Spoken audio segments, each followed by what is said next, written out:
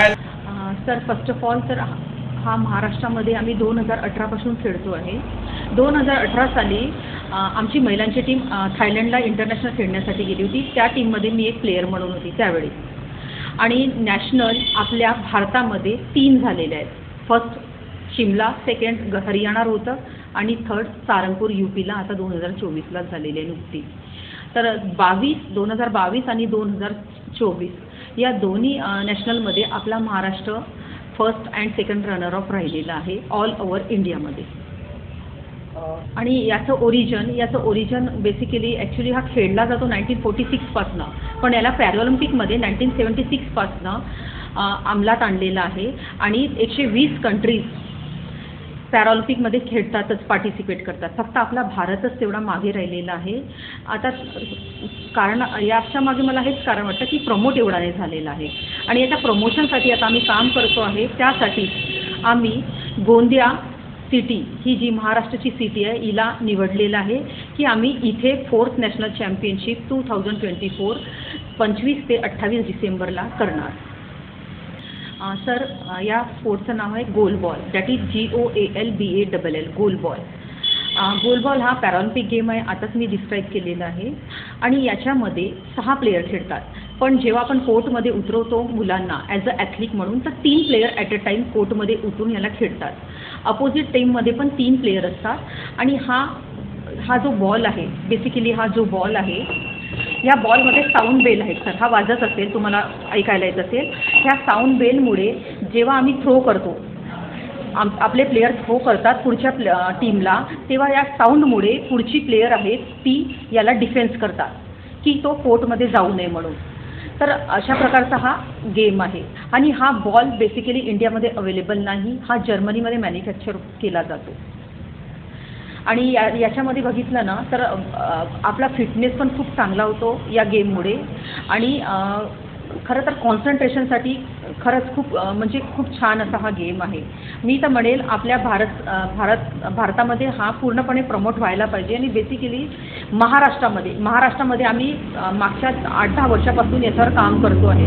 खूपदा training camp पण लावलेली आहे आम्ही मुंबईमध्ये। गोलबॉल या स्पोर्ट्ससाठी बेसिकली उडनचा ग्राउंड अवेलेबल करावा लागतो, कारण उडनचा जो ग्राउंड असतो ना त्याच्यावर बॉलचा आवाज येतो, कारण बॉलमध्ये साऊंड बेल असतात आणि मुलं त्या आवाजाच्या दिशेनेच त्या बॉलला कॅच करत असतात। तर अशा प्रकारचा कोर्ट असतो आणि तो पण 18x9 मीटरचाच राहायला पाहिजे, कारण त्याच्याच अंदर हा स्पोर्ट आहे ना खेळला जातो। आणि इंडियामध्ये कुठे पण अशा प्रकारचा कोर्ट अवेलेबल नाही। खरं तर हा भारताच्या बाहेरच अवेलेबल आहे, म्हणून तिकडची जी मुलं आहे ती एक्सपर्ट आहे। आणि मी तर म्हणेल की आपल्या भारतामध्ये अवेलेबल करून द्यायला हवं, अशी सरकारला मी निवेदन करते। गोंदियाला निवडण्यामागे कारण हेच आहे सर की मेट्रो सिटीपर्यंत तर हा गेम खेळला जातो। आता आपण नॅशनल वगैरे सर्व होत आहे, पण गोंदियामध्ये आपण घेण्यामागे कारण की इथे MP, छत्तीसगड यांची कनेक्टिव्हिटी आहे। जर आपण ऑल ओव्हर इंडियाच्या प्लेयर्सला इथे बोलवतो तर ते ॲक्सेसिबल पण होईल माझ्या मते। आणि खरं तर खूप आनंद होईल मला सांगताना की आपण इथे गोंदियामध्ये येऊन हा स्पोर्ट कंडक्ट करतो आहे, ते पण 4th नॅशनल। तर लोकांच्या कानावर जाईल आणि जी गावं आहेत छोटी छोटी त्यांच्यापर्यंत पण हा एक मेसेज जाईल की अशा प्रकारचा गेम आपल्या विज्युअली चॅलेंज लोकांसाठी ह्या सिटीमध्ये खेळला जात आहे। जर यावर्षी आपण 4th नॅशनल चॅम्पियनशिप गोंदिया सिटीमध्ये घेतो, गोंदिया बघायला गेलं तर खूप मोठी सिटी नाही, पण माझं स्वतःच असं म्हणणं आहे की जर आपण एका छोट्या सिटीपासून स्टार्ट करतो ना तर शासनाकडे ती पोचायला आपल्याला ना लगेच मदत पण मिळते। कारण एक गोंदिया सिटीमध्ये अशा प्रकारचा गेम होतो आहे, स्पोर्ट सुरू आहे, तर सर्व अट्रॅक्ट होणार आणि सरकारपर्यंत आधी तर महाराष्ट्र शासनाकडे ही गोष्ट जाणार, मग कुठे ती सेंट्रलमध्ये भारत सरकारकडे जाणार। आणि अशामुळे ना आपण हा स्पोर्ट आहे ना प्रसिद्ध करू शकतो आणि महाराष्ट्र शासनाला आपण अट्रॅक्ट करू शकतो। आणखी एक सांगायचं माझं इथे तात्पर्य आहे की पूर्णपणे अंध असलेली लोक, जी ब्लाइंड मुलं आहे मुली आहेत, तो हा गेम खेळतात।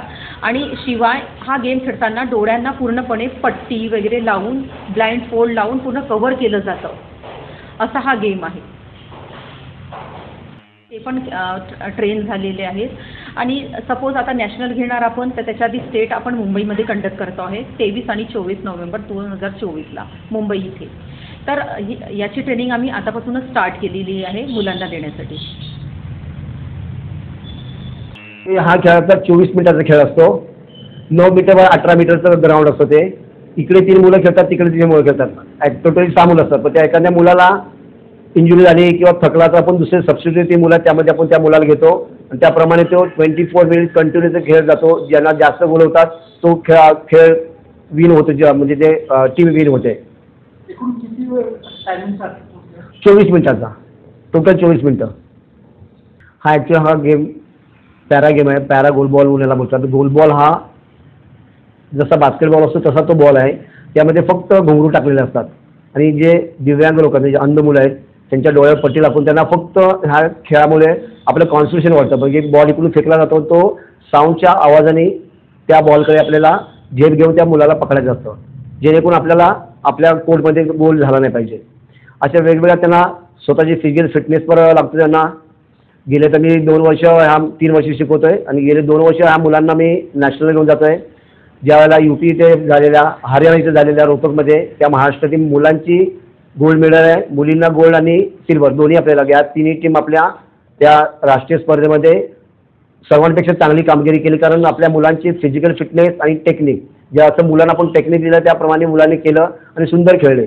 आणि गेल्या वर्षी सुद्धा मी गेलो UP मध्ये, तिथे छान मुलं खेळले. आपल्या काही प्रत्येक वेळा आपल्याला जास्त असं नाही. गेल्या वर्षी आपल्या मुलांची टीम सेकंड आली आणि मुलींची सुद्धा सेकंड आली. त्यावेळेला मुलं छान केले. पण ह्या ॲक्च्युली खेळासाठी वुडन ग्राउंड लागतं. ते मुंबईमध्ये ठराविक ठिकाणी आहे किंवा तर बॅडमिंटन कोर्ट आहे. तर आम्हाला न मिळता आम्ही श्री समर्थ मंदिर शिवाजी पार्क यांनी आम्हाला साधं फ्लोरिंगचं ग्राउंड असतं ते विनामूल्य अवेलेबल करून त्यामध्ये देशपांडे सर त्यांनी आम्हाला सहकार्य केलं. त्यामुळे आम्हाला मुलांना 2 वर्ष तिकडे प्रॅक्टिस करून आम्हाला त्या मुलांना तिथपर्यंत नॅशनलपर्यंत आम्ही घेऊन जाऊ शकलो. आणि ती मुलं चांगले आत्तापर्यंत खेळतात आहे मुलं, आणि त्यांना आम्ही कुठल्याही मदत फी घेत नाही, विनामूल्य आम्ही सर्व शिकवतो. जे आमचे सर्व आरती मॅडम असतील, पहिलं तर नेहा मॅडमचं आभार मानले, कारण तिने हा गेम इथे इंडियामध्ये त्यांच्या आणि आरती मॅडमच्या सहयोगाने हा गेम इथे महाराष्ट्रामध्ये मुंबईमध्ये सुरू झाला. त्यामुळे दोघींनी खरंच मेहनत घेतलेली आहे आणि ह्या गेमसाठी जेवढे इतर आमचे सहकारी आहेत ते मदत करतात आहे. आणि ह्या खेळामुळे मुलांचं खरंच भविष्य पुढे फ्युचर आहे. आणि त्यामुळे मुलांना गव्हर्नमेंटमध्ये मी आशा करतो की त्यांनी ह्या खेळाला सुद्धा प्रमोट करून मुलांना गव्हर्नमेंटमध्ये नोकरी सामावून घ्यावे. त्या निमित्ताने मुलं अजून पुढे पुढे जातील. ते मेरा नाम डॉक्टर रविंद्र है, मैं फिजियोथेरेपिस्ट हूँ. और गोलबॉल के बारे में मैं जो कहना चाहूँगा कि पहली बार जब मेरी वाइफ ने ये खेलने का इंटरेस्ट दिखाया तो तब से ही मैं इनके साथ में हूँ. और मुझे पहले ये जैसे समझ में आया कि इनके अंदर एक होता है ना, एक स्पार्क रहता है और किसी के अंदर कुछ करने का जुनून रहता है. तो जब से वो दिखा तो पूरा सपोर्ट इनके साथ रहा. जितना हो सका तो ट्रेनिंग दिया, आगे भी देते रहते हैं कि इस चीज़ में आपको किस चीज़ की ज़्यादा स्ट्रेंथ बढ़ाने की ज़रूरत है. तो टाइम पे मैं अपनी फिजियोथेरेपी की सर्विस देने को रेडी रहता हूँ. जैसे मालूम है कि इसको आपको शोल्डर के मसल्स कितने अच्छे रहने चाहिए, क्योंकि इसमें थ्रो करना है आपको, आपकी लोअर लिम्ब कितना अच्छा रहना चाहिए. तो ये सब की कुछ एक्सरसाइजेज टाइम पे बताना, इनका स्टेमिना अच्छा रहना चाहिए, स्ट्रेंथ अच्छी रहनी चाहिए. और कोई अगर खेलते खेलते कोई इंजरी हो जाती है तो उसमें भी मैं अपनी सपोर्ट पूरी करता हूँ वहाँ पे. और goalball blind sport association Gondia की ओर से जब मुझे पता चला कि इससे लड़के नेशनल और इंटरनेशनल तक जाते हैं, तो मैं महेंद्र हेमने सर से बात किया और उनको कहा कि ये कार्यक्रम अपन गोंदिया में लेंगे, नेशनल लेवल पर लेंगे, और इसके लिए जो आर्थिक मदद लगेगी, जो सहयोग लगेगा, हम पूरी तरह से गोंदिया वाले मिल करके आपस में इसे हल करेंगे. फिर मुझे आरती मैडम से भी सर ने बात करवाया और आरती मैडम मुंबई से मुझसे बात किया कि अगर आप गोंदिया में ये नेशनल बाल का कार्यक्रम ले रहे हो, गोल बाल का कार्यक्रम या खेल स्पर्धा ले रहे हो, तो निश्चित रूप से मैं आपको देने को तैयार हूँ. तो मैडम आज हमारे यहाँ बीच में गोंदिया में आई हुई है और इस खेल से संबंधित जो जानकारी मुझे प्राप्त हुई उससे ऐसा लग रहा है कि गोंदिया के आजू बाजू जितने भी जिले हैं, भंडारा है, नागपुर है, चंद्रपुर है, उनका निश्चित रूप से लाभ मिलेगा.